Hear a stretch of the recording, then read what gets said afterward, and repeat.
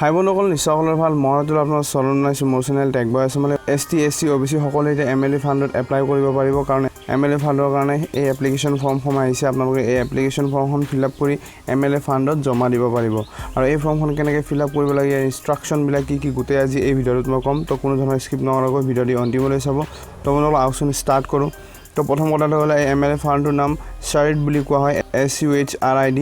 তো এই এপ্লিকেশ্যনখনৰ প্ৰথম যিটা আপোনালোকে চাৰিটা দেখিবলৈ পাইছে এই চাৰিটা নৰ্মেল থাকিব এই চাৰিটা আপোনালোকে ফিলআপ কৰিব পাৰিব কিন্তু বাকি 5 নম্বৰৰ পৰা আহি একেবাৰে আপোনালোকে 14 নম্বৰে কিছুমান ইনষ্ট্ৰাকচন দিয়া আছে যাৰ ইনষ্ট্ৰাকচন আপোনালোকে তলত দেখিবলৈ পাইছে ইয়াতে দিয়া আছে এইখিনি আমি পঢ়িলাম পঢ়ি কিনে আমি ওপৰত ফিলআপ কৰিবলৈ চেষ্টা কৰিম তো বন্ধুসকল যদি স্কিপ কৰে তাহলে আপোনালোকে বুজি নাপাব আৰু ফিলআপ কৰাত ভুল হ'ব আৰু আপোনালোকে পইচা নাপাব তো প্ৰথম কথাটো হ'ল আপোনালোকে নিজৰ নামটো লিখিব লাগিব ইয়াতে ডেট অফ বাৰ্থটো ইয়াতে দিব লাগিব তাৰ জেন্ডাৰটো আপোনালোকে ইয়াতে সিলেক্ট কৰিব লাগিব তাৰ পিছত গাৰ্জেন নাম দিব লাগিব সবাতোকৈ ইম্পৰ্টেন্ট কথা য'ত ৰঙা ষ্টাৰটো দিয়া আছে ৰেড ষ্টাৰ থাকিব হেতু ম্যান্ডেটৰি য'ত ৰঙা ষ্টাৰটো নাথাকে হেতুত ম্যান্ডেটৰি নহয় নেদিলেও হ'ব তো ইয়াৰ পিছত আপোনালোকে দেখিবলৈ পাইছে ইয়াতে এটা অপচন আহিছে 5 নম্বৰ ৰেসিডেন্ট ইন ফুল তো ইয়াতে দুটা সাইড দিয়া আছে এই দুটা সাইড কি আমি বুজিলাম বুজিবৰ কাৰণে আমি তলত যাম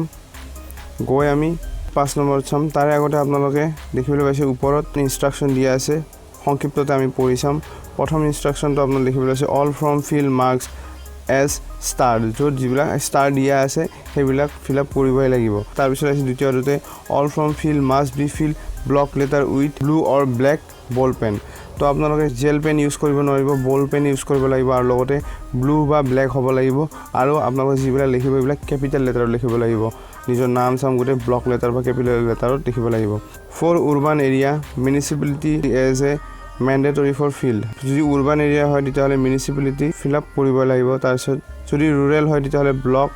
GPTP এইকেইটা ফিলআপ কৰিব লাগিব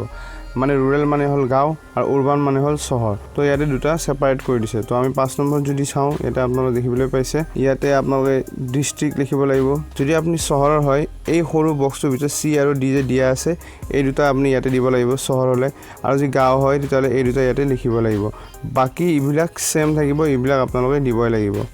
মাথো এই বক্সটো আৰু এই বক্সটোৰ ভিতৰত ডিফাৰেন্স থাকিব এই বক্সটো হল চহৰৰ কাৰণে এই বক্সটো হল গাঁৱৰ কাৰণে তাৰ পিছত আপোনালোকে ইয়াতে পাসপোৰ্ট সাইজ ফটো এটা দিব লাগিব তাৰ পিছত আপোনালোকে 6 নম্বৰ নিজৰ কাষ্ট সিলেক্ট কৰিব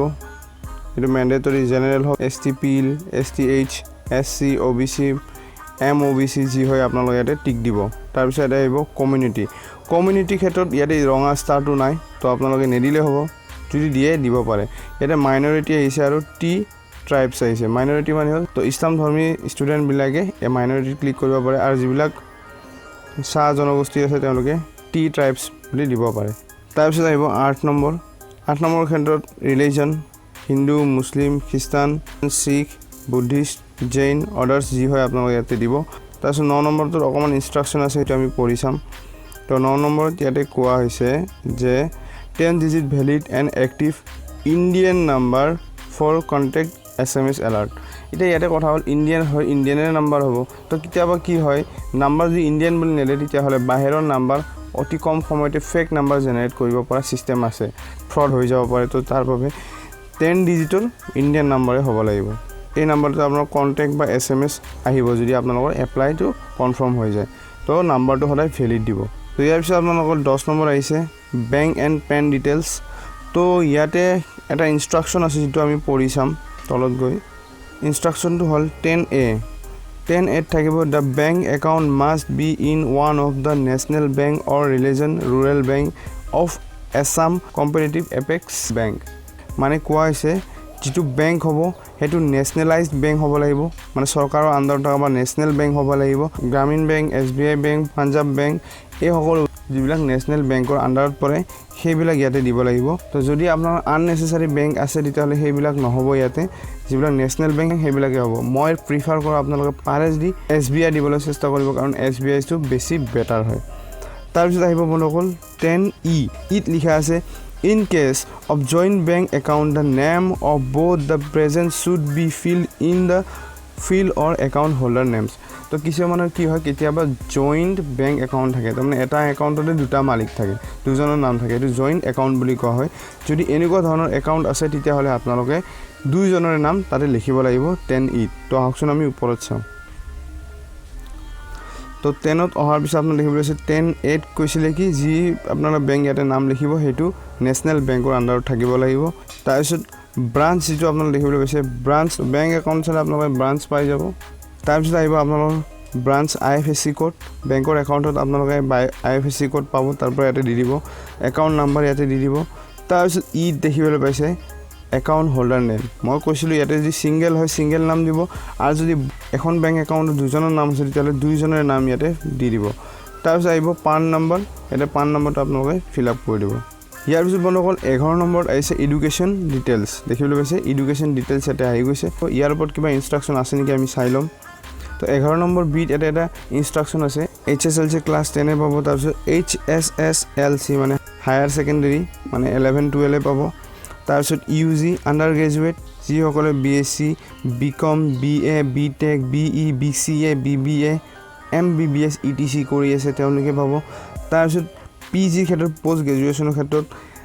যিসকলে MSc MCom MA MTech ME MCA MBA ETC কৰিছে তেওঁলোকে পাব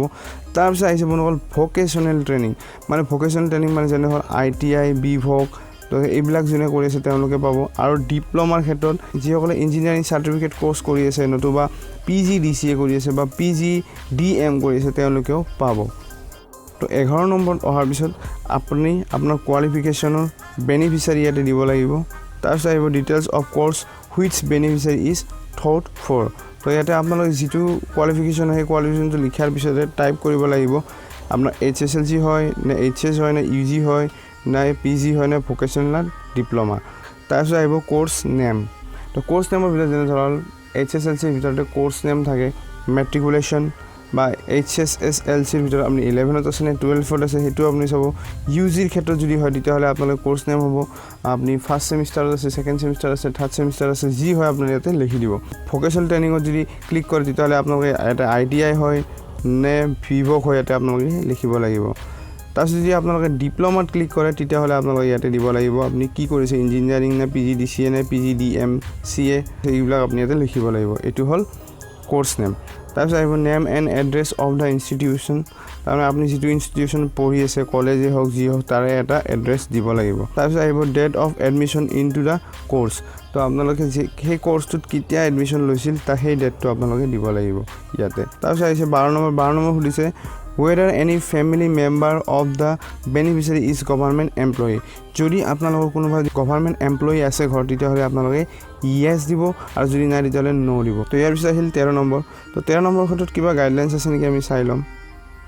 তো দেখিবলৈ আছে 13 এটা গাইডলাইনছ বা ইনষ্ট্ৰাকচন আছে দে if the application has received any government aid earlier than the details of the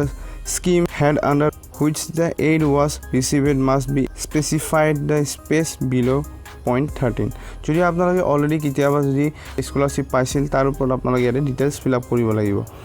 তো 13 নম্বৰত কি লিখিছে এটা 13 নম্বৰ লিখি লৈছে whether any government aid and received earlier under any head if yes please give details তো যদি আপোনালোকে অলৰেডি কিতিয়াবা যদি আপোনালোকে স্কলাৰশিপ পাইছিল তেতিয়ালে yes দিব yes দিলে কি কৰিব লাগিব আপুনি কিহত স্কলাৰশিপ পাইছিল ইয়াতে লিখিব লাগিব তাৰপিছত আহিব 14 নম্বৰ সো 14 নম্বৰ কিবা ইনষ্ট্ৰাকচন দিয়া আছে নেকি হেতু আমি চাই লম তো 14 নম্বৰ কোৱা আছে list of the document that serve as valid ID proof তো বন্ধুসকল আপোনালোকে ভ্যালিড ID proofৰ বাবে আপোনালোকে PAN card passport voter ID driving licence NREGA job card বা photo ID issued by recognized education institute হেতুৰ পৰা দিব পাৰে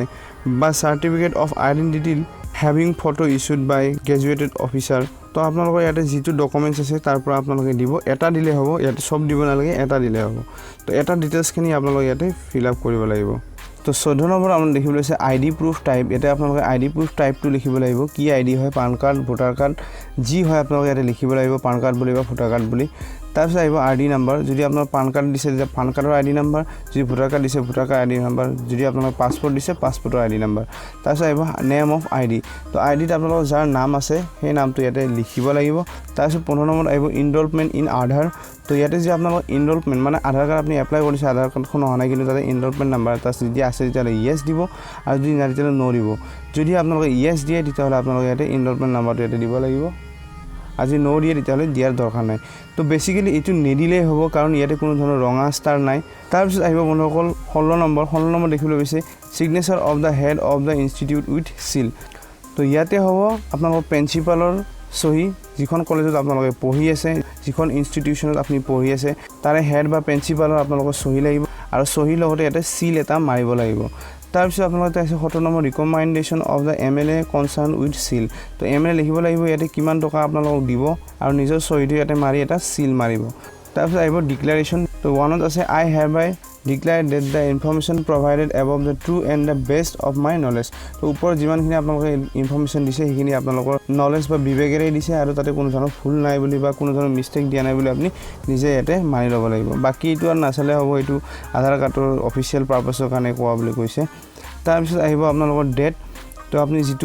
যিটো ডেটত আপোনালোকে এইটো লিখিছে বা এইটো ইস্যু কৰিছে সেইটো ডেট আপোনালোকে ইয়াতে দিব লাগিব আৰু প্লেচটো ক'ৰ পৰা কৰিছে এইটো আপোনালোকে লিখিব লাগিব তাৰপিছত আহিব বন্ধুসকল ইয়াতে আপোনালোকৰ এপ্লিকেণ্টৰ সহি লাগিব আপোনালোকে ইয়াতে সহি মাৰিব এই সহিটো মেণ্ডেটৰী পাহৰি নাযাব ইয়াতে এটা সহি মাৰি দিব যেনেকৈ তলত লিখা আছে এপ্লিকেণ্ট সিগনেচাৰ বুলি ইয়াৰ পিছত যিখিনি ইনষ্ট্ৰাকশ্যন আছে মই অলৰেডি আপোনালোকক কৈ দিছোঁ ইয়াতে কোনো ধৰণৰ আৰু ইনষ্ট্ৰাকশ্যন নাই কিন্তু ইয়াৰে তলত কেইটামান জেনেৰেল ৰুলছ আছে যিকেইটা আপোনালোকে জনাটো দৰকাৰ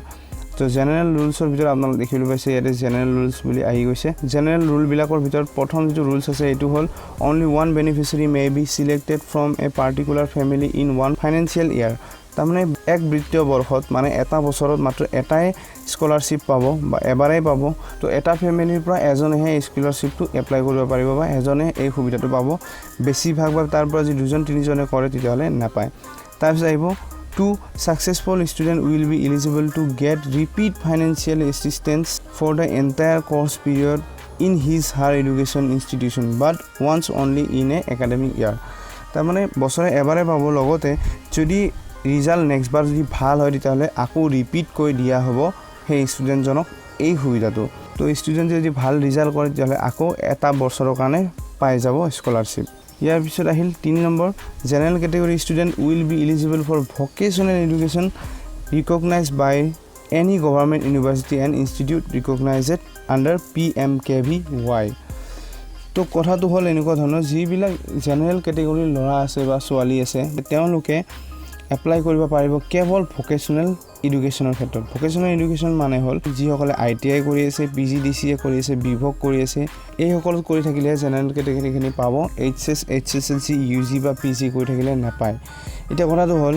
UG বা PG ক্ষেত্ৰত নাপায় যদিও আপোনালোকে এপ্লাই কৰিব একো নাযায় আপোনালোকৰ একো প্ৰব্লেম নহয় কোনো ধৰণৰ এতে ক্ষতি নাই তো ইয়াৰ পিছত আহিব ফৰ অনাৰেবল MLA ৰেকৰ্ড তো ইয়াতে আপোনালোকে একো দিব লগা নাই ইয়াতে MLA ৰেকৰ্ডখিনি ইয়াতে নিজে MLA ৰেকৰ্ড লিখিব ফৰ্মখন পাবলৈ আপুনি মোৰ ডেসক্ৰিপশ্যনত যাব ডেসক্ৰিপশ্যনত এটা লিংক পাব এপ্লিকেশ্যন ফৰ্ম বুলি তাতে আপুনি ক্লিক কৰাৰ লগে লগে ডাইৰেক্টলি আপুনি ফৰ্মখন পাই যাব আৰু ডাউনলোড দি দিব আৰু লগতে এই ফৰ্মখন ফিল আপ কৰাৰ পিছত আপোনালোকে MLA তাত যাব লাগিব আপোনালোকৰ ঠাইত আপোনালোকৰ অঞ্চলত যিজন MLA হয় সেই MLA ঘৰত যাব নতুবা অফিচত যাব গৈ আপোনালোকে MLA জনক ৰিকুৱেষ্ট কৰিব যে মই এখন ফৰ্ম আনিছোঁ স্কলাৰশ্বিপৰ কাৰণে যাতে আপোনালোকে মোৰ এই স্কলাৰশ্বিপটো এপ্ৰুভ কৰি দিয়ে যদি তেওঁলোকে এপ্ৰুভ কৰি দিয়ে তেতিয়াহ'লে নিশ্চয় আপোনালোকে এই MLA ফাণ্ড বা স্কলাৰশ্বিপটো পাই যাব এতিয়া ইয়াতে কিমান এমাউণ্ট পাব সেইটো কোনো ধৰণৰ নিৰ্ধাৰণ কৰি দিয়া নাই তো পঢ়ি থকা অৱস্থাত আপোনালোকে যিখিনি পইচা হ'ব সেইখিনি আপোনালোকৰ কাৰণে বহুত হ'ব সবসকল ষ্টুডেণ্টসকলক সহায় কৰিবৰ কাৰণে মই এনেকুৱা ধৰণৰ ভিডিঅ' আনি থাকোঁ তো আপোনালোকে যদি নতুন তেতিয়াহ'লে মোৰ চেনেলটো ছাবস্ক্ৰাইব কৰি মোক সহায় কৰিব আৰু ভিডিঅ'টো যদি ভাল লাগিছে লাইক কৰিব লগ বন্ধুৰ সৈতে শ্বেয়াৰ কৰিব যাতে এইবিলাক কথা গম পায় তো বহুত এনেকুৱা চলি আছে যিবিলাকে পইচাৰ কাৰণে বহুত প্ৰব্লেম পায় তেওঁলোকক শ্বেয়াৰ কৰিব যাতে তেওঁলোকে এইবিলাক কথা গম পায় যদি ভিডিঅ'টো এতিয়ালৈ চাই আছে তেতিয়াহ'লে ভিডিঅ'টো চোৱাৰ বাবে অশেষ ধন্যবাদ